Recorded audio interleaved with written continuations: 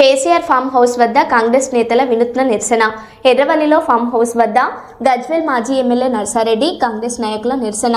అసెంబ్లీకి వెళ్లి రేవంత్ రెడ్డి ప్రభుత్వంతో కోట్లాడాలని కాంగ్రెస్ నాయకుల ధర్నా.